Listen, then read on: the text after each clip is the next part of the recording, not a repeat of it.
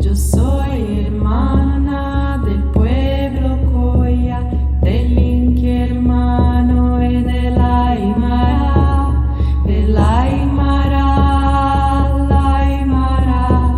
Yo mesma me guío a la libertad. Sabem como começou a literatura europeia? Perguntava, depois de ter feito a chamada na primeira aula. Como uma discussão. Toda literatura europeia nasce de uma briga. Em seguida, pegava no seu exemplar da Ilíada e lia aos alunos os primeiros versos da obra. Canta, ó deusa, a cólera de Aquiles. Desde o momento em que primeiro se desentenderam Agamenon, soberano dos homens, e o divino Aquiles. E por que discutem essas duas violentas e poderosas criaturas? Por uma coisa tão básica como uma rixa de taberna. Discutem por causa de uma mulher. Uma mocinha, na verdade. Uma mocinha roubada a seu pai. Uma mocinha raptada numa guerra. Philip Roth, A Mancha Humana. Bem-vinda, mulherada!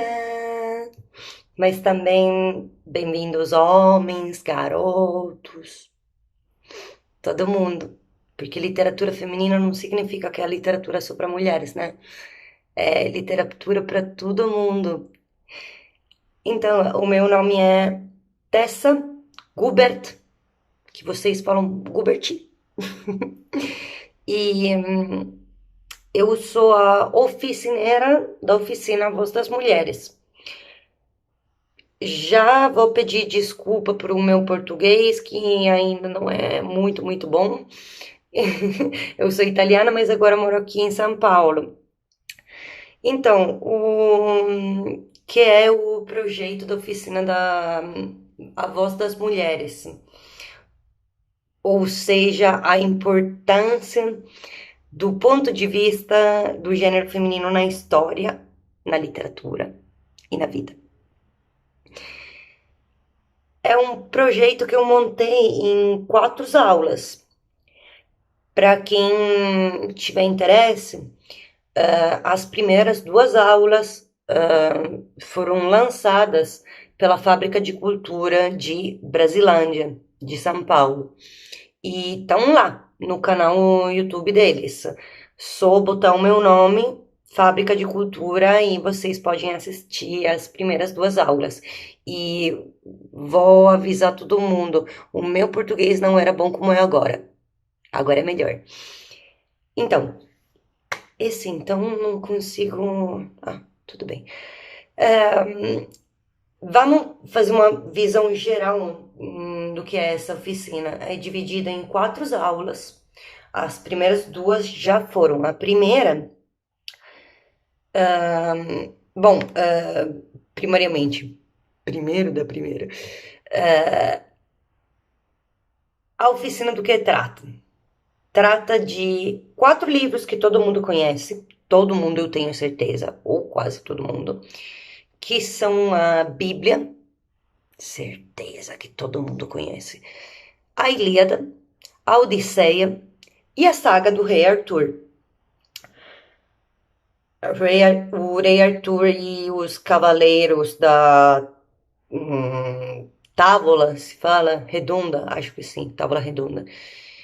Então, todo mundo conhece essas grandes histórias por causa dos seus protagonistas masculinos. Jacó, Aquiles, Ulisses, Rei Arthur e Lancelot. E se relêssemos essas histórias de outro ponto de vista? Sim, mas qual? As das mulheres. Protagonistas de segundo nível, as mulheres das grandes histórias nunca têm voz. E o pouco que se sabe delas é narrado pelas histórias dos homens envolvidos. 4 escritoras, no entanto, após de uma extensa pesquisa histórica, lá onde tive a oportunidade de estudar documentos, E uma pitadinha de imaginação narra mais as histórias conhecidas mundialmente, narradas pelas heroínas que fazem parte delas. O primeiro livro, que é a Bíblia, eu peguei um livro da autora Anita Diamond, que o título é A Tenda Vermelha, e é a Dina, é a voz da Dina que nos fala das mulheres daquela época. A Dina era filha de Jacó. Na Bíblia tem só um trechinho dela, e a gente sabe que ela foi estuprada, mas nada demais. Tem só um estupro dela. Na segunda aula, eu peguei o livro da uma das escritoras mais famosas da nossa época, acho, que é a Margaret Atwood, que é aquela autora que escreveu o Conto da Aia, e também fizeram, um 4, 5 anos atrás, um seriado muito lindo, a Hulu que fez, uma companhia canadense, acho. E eu peguei o livro dela, que é A Odisseia de Penélope. Penélope era a mulher do Ulisses. Então, dessa vez é ela que fala o que aconteceu naqueles 20 anos que ela ficou lá esperando e tecendo o tempo todo. Aqui, nessa terceira aula, a gente vai bater um papo sobre um outro livro, que é esse aqui, que é O Silêncio das Mulheres, da Pat Parker. E é a visão da Briseida, a escrava do Aquiles, sobre o que estava acontecendo na Guerra de Troia. Então, esses são diferentes pontos de vista que nos falam do corpo da mulher, da conexão entre as mulheres e a conexão entre as mulheres e os 4 elementos. Mulheres que refutam a ideia de que a mulher é um ser passivo e não ativo. Todas essas escritoras trazem à tona um tema que ainda hoje é desconfortável. Ouvir mulheres é tão importante quanto ouvir os homens. Mas agora vamos fazer um resumo do que é mais ou menos a Ilíada para quem não conhece. Então, Homero é o autor da Ilíada e da Odisseia. Ordem cronológico. A Odisseia fala sobre a volta para casa do Ulisses, que está voltando para Ítaca depois que a guerra de Troia acabou. Então, primeiro, Ilíada. Segundo, Odisseia. Outra coisa que eu quero falar para vocês, que talvez nem todo mundo sabe. Odisseia vem de Odisseu, que é Ulisses, porque Odisseu é o nome grego do Ulisses, que pode ser chamado Ulisses ou Odisseio. A Ilíada vem de onde? De Ílios. Por que Ílios se fala sobre a Guerra de Troia? Porque Troia, na verdade, o nome verdadeiro de Troia, da cidade de Troia, que todo mundo conhece, é Ílios. Troia era a região onde Ílios ficava. E esta região, só para esclarecer, hoje em dia é conhecida como Turquia. Então, era uma guerra entre o povo grego e o povo turco, entre aspas, que não é verdade, porque era entre o povo grego e o povo troiano. Também, uma outra coisa é que quando você lê a Ilíada, o nome que o Homero usa para se referir ao povo de Ílios é Teucros ou Troas.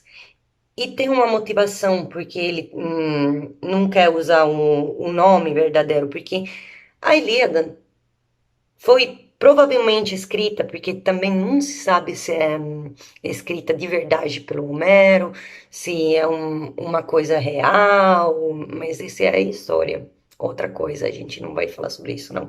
Mas por que foi escrita, basicamente?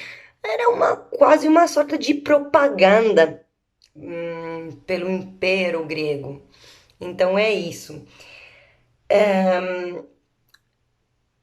O que eu quero falar também sobre essa coisa, eu esqueci, gente. Deixa eu ver aqui que eu tenho tudo apontado. Ah, sim, verdade.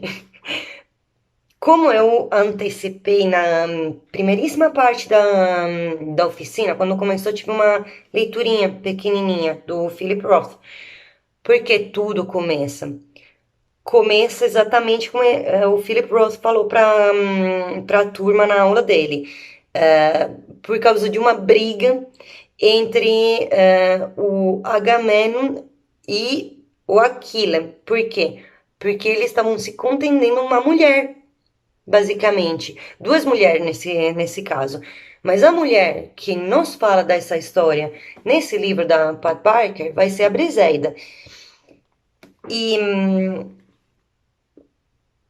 qual é o assunto? Porque a Ilíada fala só dos últimos 10 anos da Guerra de Troia. Para falar a verdade, nem dos últimos 10 anos, fala dos últimos 51, 52 dias. Então, em um livro gigantesco, porque são 24 cantos e mais de 15 mil, se não vou errada, ou 1.500, não lembro, versos. Em essa coisa gigante, estão falando só de 52 dias de guerra. E sobre a guerra por causa dessa briguinha, eu quero essa mulher, não, eu quero essa mulher. Briguinha boba, mas quase como todas as guerras que estão acontecendo até hoje no mundo, né? Então, e a Ilíada começa com um avenimento. E qual é esse avenimento?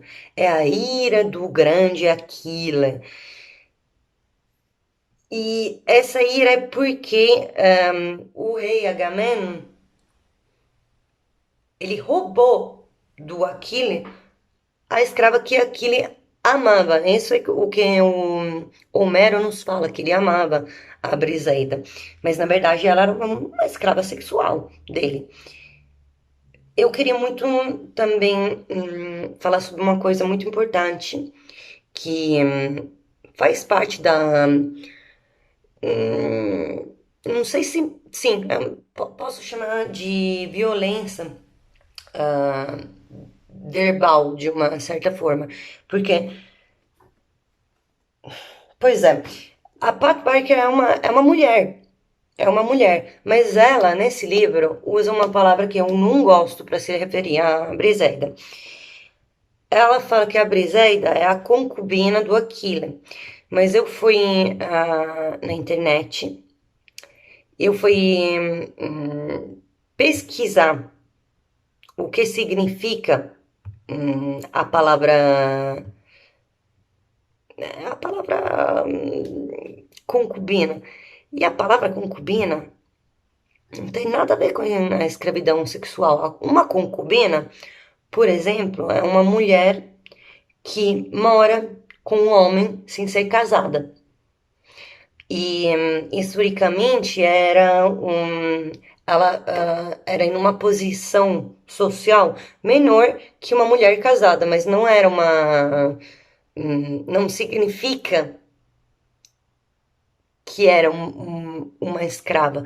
Nesse caso, a Briseida, ela foi raptada pelo Aquila. Ela é tipo um prêmio da guerra, sabe? Ele ganhou um prêmio. E que é esse prêmio? Uma mulher. Então ela não é uma concubina, gente. Eu queria muito, muito, muito falar sobre esse assunto da palavra errada, porque acho justo começar usar uma linguagem correta para cada assunto que a gente vai na vida, na geral, na vida. Por isso, eu quero muito que vocês se liguem. Concubina não é escrava sexual. Escrava sexual é escrava sexual, é escrava. É uma pessoa que é estuprada. uma pessoa que foram tirados os seus direitos como ser humanos. Então, depois dessa coisa que eu tanto queria falar, agora eu vou falar de verdade desse livro muito lindo que a Pat Barker publicou o ano passado, 2 anos atrás. O Silêncio das Mulheres, de Pat Barker. É dito na versão original 2018. Primeiro, eu acho que tem que falar um pouquinho sobre o que sobre Aquiles mesmo. Por quê? Porque se você não entenderam,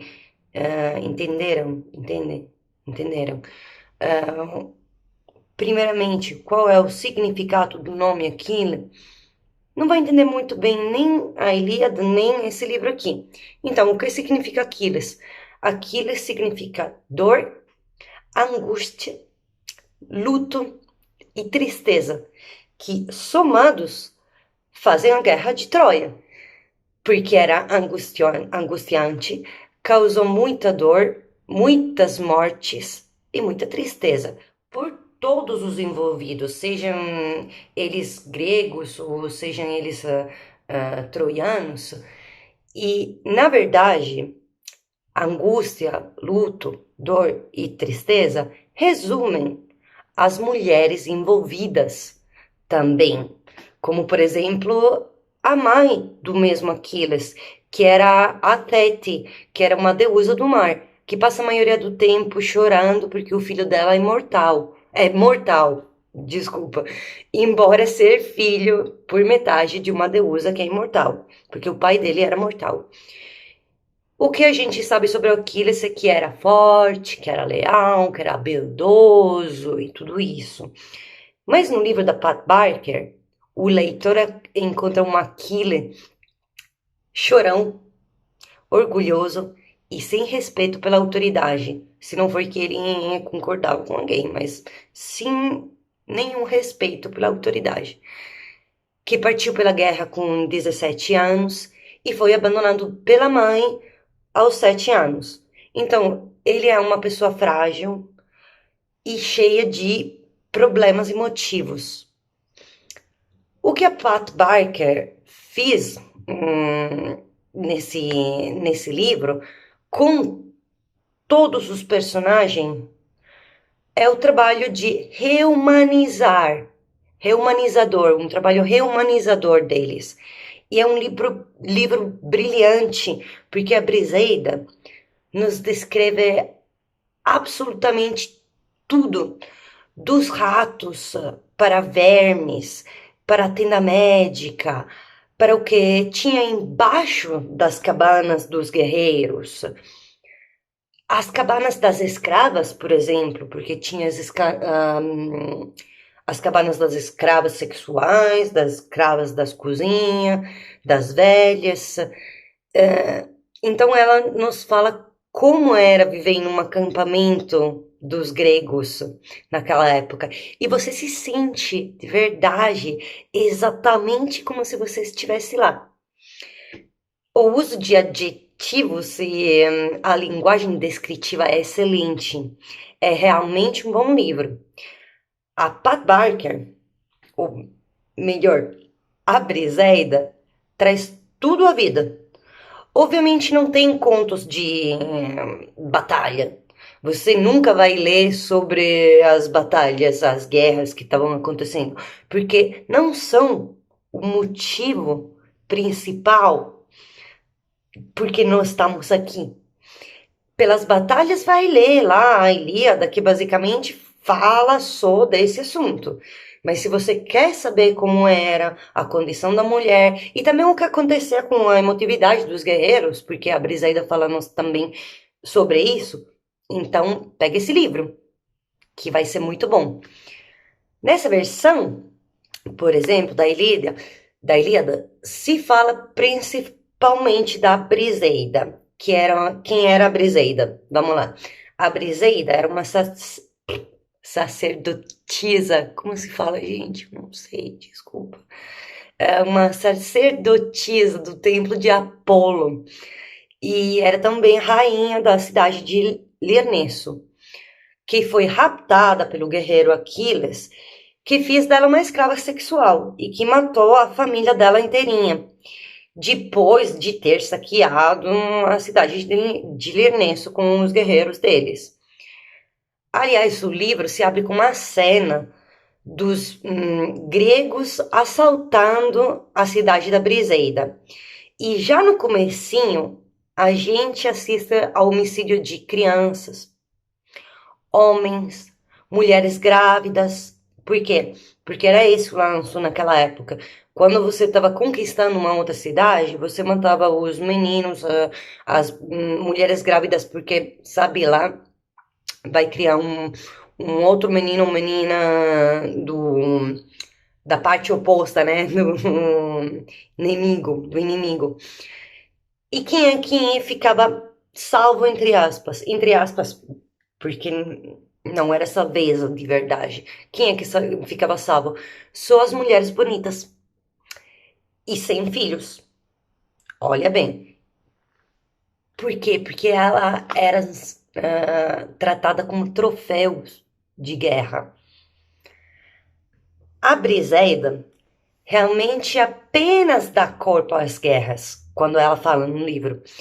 Ela fala mais sobre a condição das mulheres, de como ela não gostava de ser escrava do Aquiles. Ela nos fala de como ficou importante para ela, por exemplo, olha lá, o trabalho que ela estava fazendo na tenda médica, onde ela trabalhava vamos lá, como enfermeira, mais ou menos, enquanto ela era sacerdotisa do templo de Apolo, e o deus Apolo, ele era, bom, ele era o deus do sol e de tudo isso, mas também ele era o deus das pragas.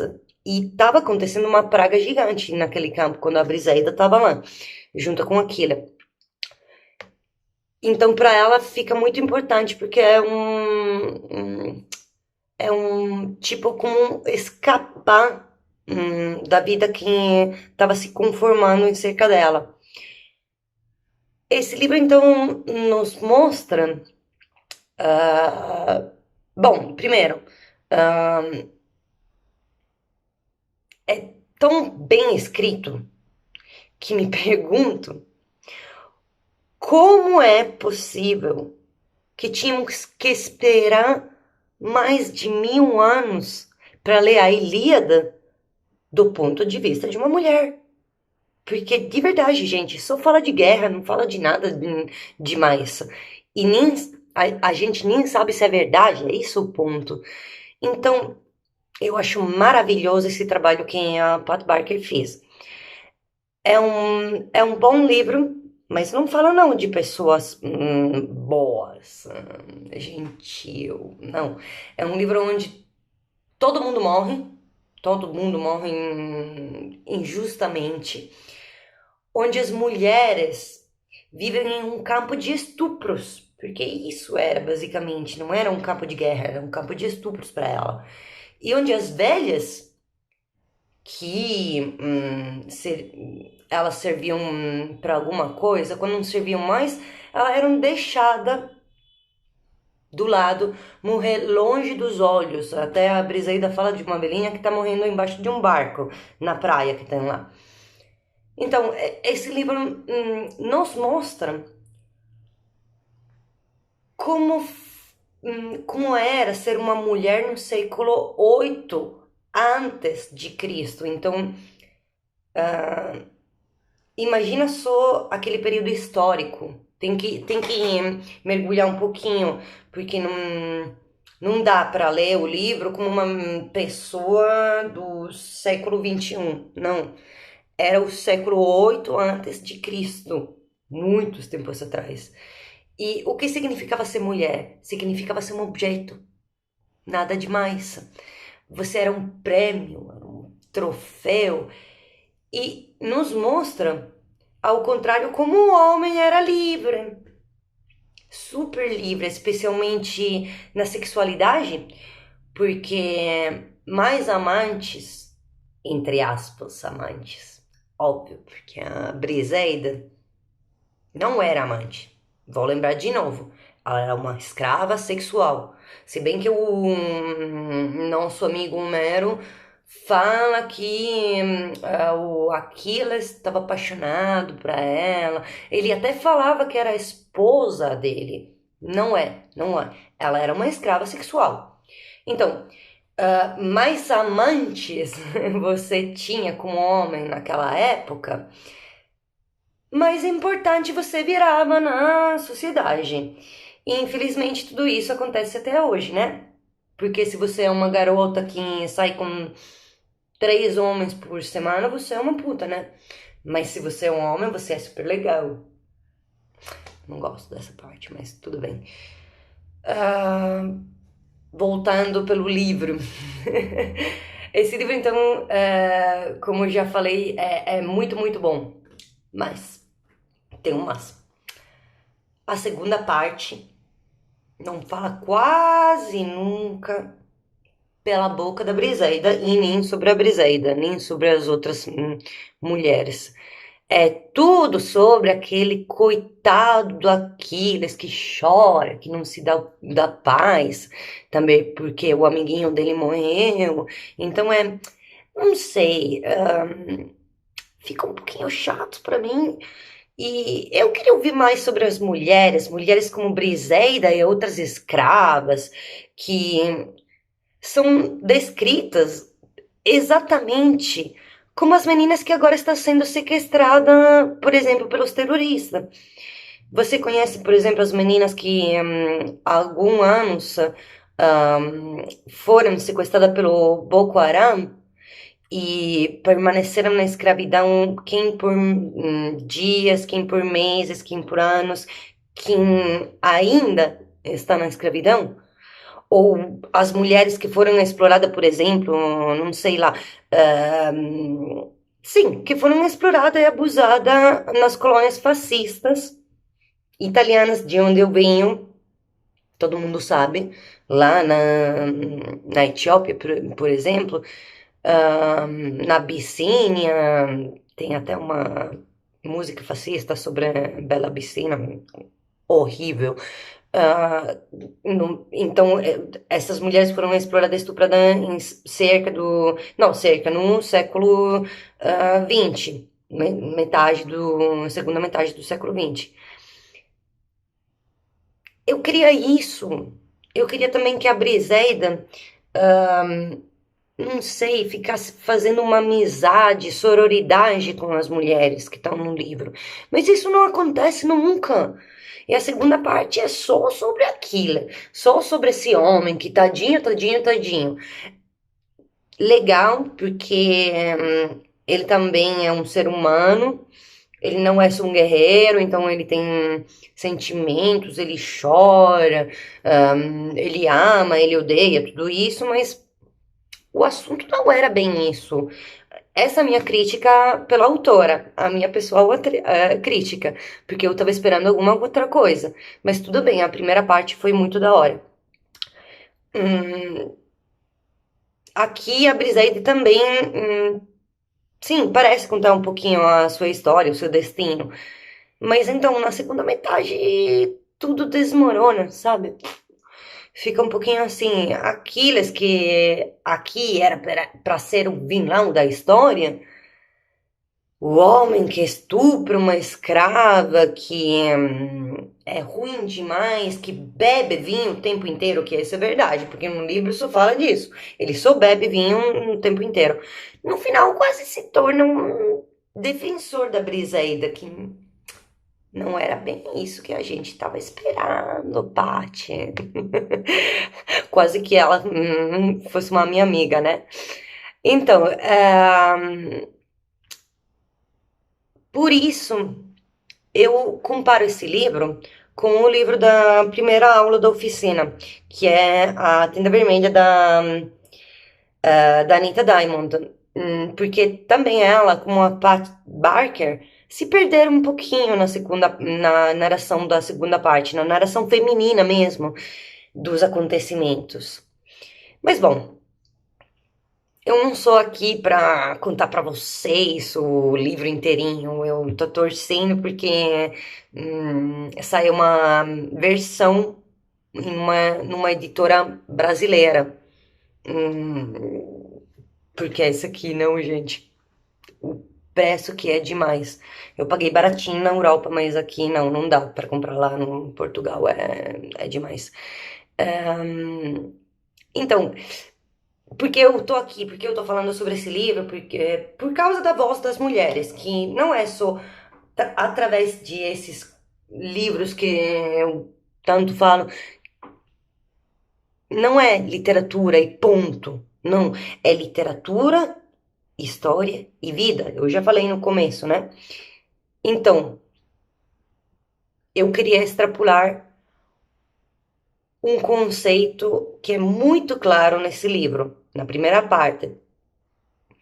A cultura do estupro, que a nossa Briseida conta com dovice de detalhes.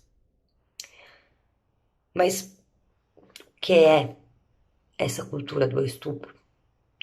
A cultura do estupro é como se chama aquele ambiente que banaliza, legitima e justifica a violência contra as mulheres.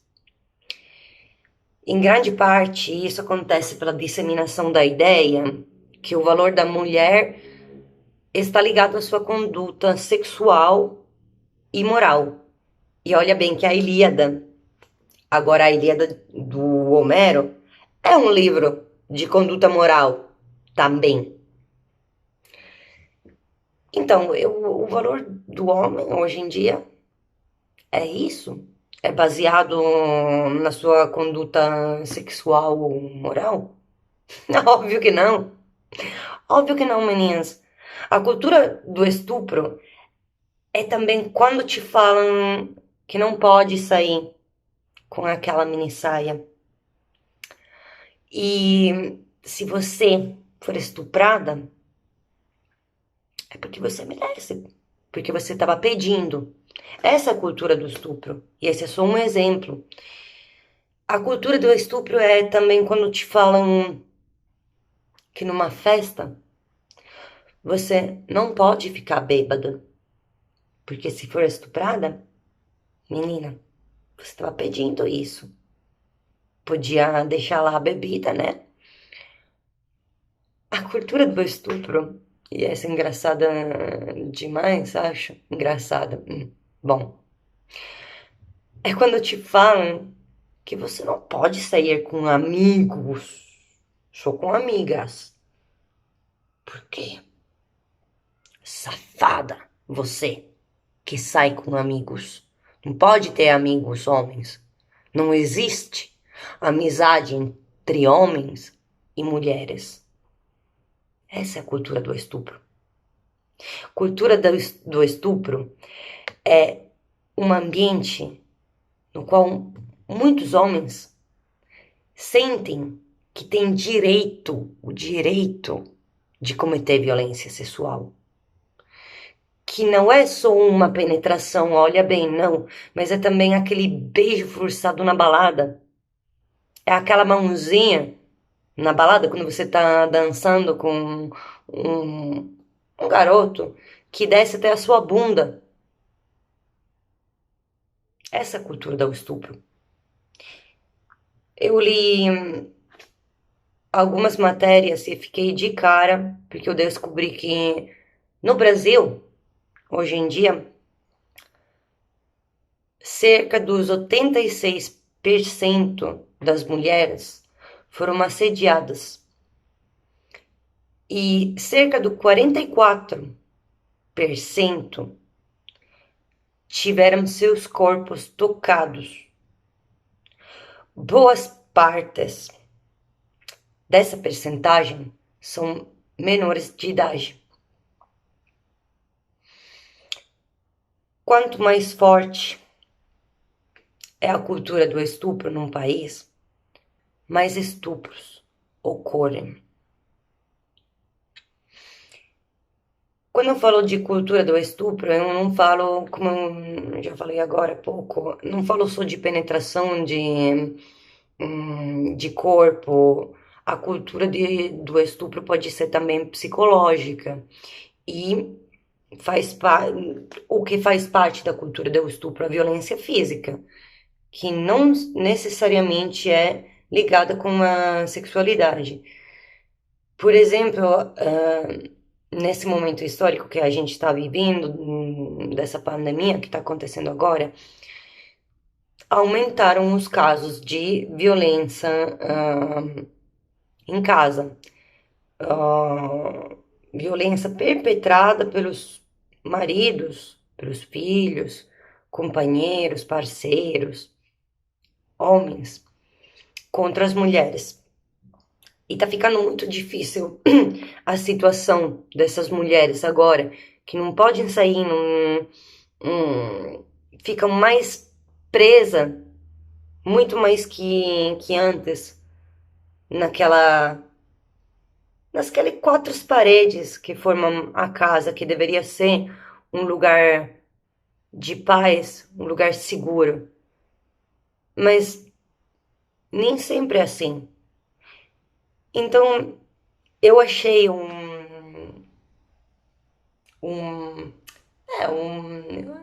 não sei nem como falar. Achei publicidade, esse vídeo, vamos falar esse vídeo na internet, de um canal canadense, do Canadá, que tá tentando de promover um sinal de ajuda, porque muitas vezes é difícil quando você tá em um ambiente violento, em casa, pegar o telefone e denunciar. Não dá para fazer isso, mas dá para avisar, não sei, o motoboy, a moça, a senhora da limpeza, que chega em casa de vez em quando, a vizinha, o vizinho, o autista do ônibus, o farmacista. Então, os canadenses estudaram um sinal mesmo, um sinal que a gente pode fazer. Eu vou mostrar aqui para vocês, mas vou deixar também o link do vídeo, da campanha canadense para ajudar as mulheres que estão sofrendo violência em casa. O sinal é isso, a mãozinha para cima, polegar para dentro. Isso significa ajuda. Ele tá me machucando. Então, fica a dica. Faz isso. E espalha isso também, que é importante. Gente, a terceira aula acabou e eu vou deixar você com uma leitura de uma parte do primeiro capítulo desse livro maravilhoso.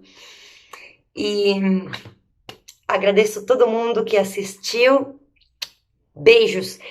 E fica forte na luta, sempre. Mulheres, vocês são importantes. A sua voz é importante. Então fala alto, grita. Tchau. O glorioso Aquiles, o fogoso Aquiles, o valente Aquiles, o divino Aquiles. Como se acumulam os epítetos.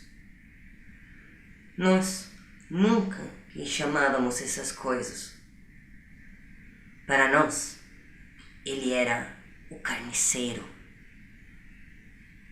Aquiles de pés velozes, eis um qualificativo interessante. A sua velocidade o definia acima de tudo, mais do que a fogosidade ou a grandeza. Dizem que em tempos perseguiu o deus Apolo de uma ponta a outra das planícies de Troia. Finalmente encurralado, Apolo terá dito: não me podes matar, sou imortal. Pois, respondeu Aquiles, mas ambos sabemos que, se não fosse imortal, estaria morto. Ninguém tinha direito à última palavra, nem sequer um deus. O viu antes mesmo de o ver, o seu grito de guerra ecoando nas muralhas de Lirnesso. Nós, mulheres, e as crianças também, claro, recebéramos ordem para irmos para a cidadela, levando uma muda de roupa e toda a comida e bebida que conseguíssemos carregar. Como qualquer mulher casada que se prezasse, eu raramente saía de casa. Embora verdade seja dita, vivesse em um palácio. Pelo que descer a rua, em plena luz do dia, me pareceu motivo de festa. Ou quase. Por detrás do riso, dos vivas e dos ruidosos gracejos, creio que todas tínhamos medo. Sei que eu tinha. Todas sabíamos que os homens estavam a ser forçados a recuar. Os combates que antes eram travados na praia, em redor do porto, ocorriam agora junto dos portões. Ouvíamos gritos, berros, o estrépito das espadas a embaterem escudos, e estávamos cientes do destino que nos esperava se a cidade sucumbisse. E todavia, o perigo não parecia real, pelo menos não para mim, e duvido que as demais o presentissem melhor do que eu. Como era possível que aquelas muralhas altas que nos tinham protegido a vida inteira cedessem? Vindos de todas as ruelas estreitas da cidade, pequenos grupos de mulheres com bebês ao colo ou segurando criança pela mão convergiam na praça principal. O sol feroz, um vento fustigante e a sombra negra da cidadela que se alongava para nos abarcar. Momentaneamente ofuscada, tropecei, deslocando-me da luz intensa para a escuridão. As servas e as escravas foram conduzidas para a cave, enquanto os membros da realeza e da aristocracia ocuparam um piso superior. Subimos a longa escadaria sinuosa, com dificuldade em poisar os pés nos degraus estreitos. Às voltas e voltas até finalmente desembarcarmos de maneira abrupta num salão amplo e despido. Flechas de luz que entravam pelas seteiras estendiam-se de onde em onde no chão, deixando os cantos da sala nas sombras. Lentamente, olhamos em redor, escolhendo lugares para nos sentarmos e espalhando os nossos saberes. Começamos a tentar criar um espaço que se assemelhasse um pouco a um lar. A princípio estava fresco, mas à medida que o sol foi subindo no céu, o salão ficou quente e abafado, sufocante. Ao fim de umas escassas horas, o cheiro a corpos suados, a leite, a cocô de bebê e a sangue menstrual arriava o insuportável. Os bebês e as crianças de colo começaram a enervar-se devido ao calor. As mães deitaram as crianças mais pequenas com lençóis e refrescaram-nas com um lenço, enquanto os irmãos e irmãs mais velhos corriam de um lado para o outro, sobreexcitados, sem compreender verdadeiramente o que se passava. Um par de rapazes de 10 ou 11 anos, demasiado jovens para combater, instalou-se no cimo das escadas e fingiu que escorraçava os invasores.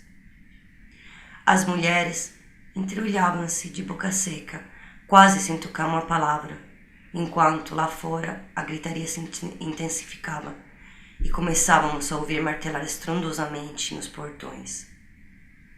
Uma e outra vez o grito de guerra ecoou, inumano, como o uivo de um lobo. Por uma vez na vida, as mulheres que tinham filhos invejaram as que tinham filhas, porque as raparigas seriam poupadas à morte. Os rapazes, se tivessem quase idade para pelejar, eram automaticamente chacinados. Por vezes até grávidas eram assassinadas, trespassadas no ventre por uma lança, na eventualidade do bebê ser rapaz. Reparei que Ismena, grávida de 4 meses do meu marido, comprimia com força a barriga, tentando convencer-se de que a gravidez não se notava. Nos últimos dias, vira humilde a olhar para mim e Ismena, que em tempos tiveram o máximo cuidado para não me fitar nos olhos, e a sua expressão dissera com mais veemência do que quaisquer palavra: agora é a tua vez. Veremos se gostas. Magoou-me aquele olhar descarado e fixo. Eu vinha de uma família onde os escravos eram tratados com bondade, e quando meu pai me deu em casamento a Oraimins, segui essa tradição em minha casa. Tratara bem Ismena, ou pensava que sim, mas talvez não fosse possível qualquer tipo de bondade entre senhor e escravo, somente graus variáveis de brutalidade. Olhei para Ismena, do outro lado da sala, e pensei: sim, tem razão, agora é a minha vez. Ninguém falava de derrota, embora todas as esperássemos. Todas, exceto uma anciã, tia-avó do meu marido, que teimava que aquele recuo para junto do portão não passava de um mero ardil. Minas estava simplesmente a manipulá-los, dizia ela, conduzindo-os de olhos vendados para uma armadilha. Íamos ganhar, empurrar os gregos saqueadores para o mar, e creio que umas quantas jovens acreditaram nela. Mas depois ouvimos aquele grito de guerra outra vez, e mais outra, sempre mais próximo, e todas sabíamos quem era, embora ninguém dissesse o seu nome.